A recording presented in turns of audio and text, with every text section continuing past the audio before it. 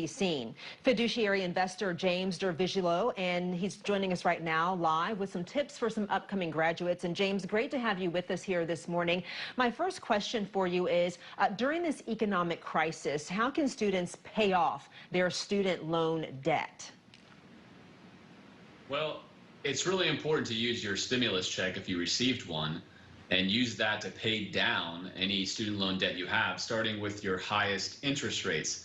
If you don't have an income or you otherwise don't have anything to use to pay down your student loan debt, attempt at least to use the grace period deferral.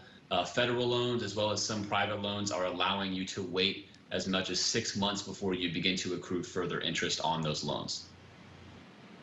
This has got to be a stressful time for graduates. The job market is bad, to say the least, right now, and they're obviously trying to look for a job. They have that student loan debt for some of them. What can they do in terms of getting a good-paying job, gainful employment right now in a pandemic? Where should they look? What should they have on their resume and cover letters?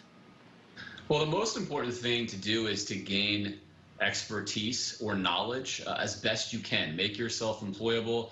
Look around the community you're in, see what jobs will be hiring or are hiring.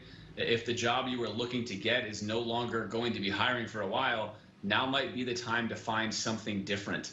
Always be working to add to your skill set, as that will forever be employable no matter what the situation is with the economy. You can't just wait for the job to come to you. You have to go out there and gain skills. And that could mean possibly going back to school and getting a graduate degree, or how about an internship, even if it's non-paying?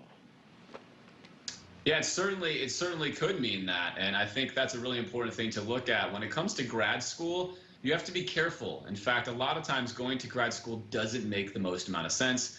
Financially speaking, you want to make sure that whatever you'd have to borrow to go to grad school, you would make your first year coming out of school. So if you were to borrow $30,000, be sure that you're going to make at least $30,000 coming out of school.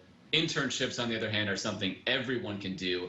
In fact, I would encourage looking for shadowing opportunities or unpaid opportunities, again, to further your skill set.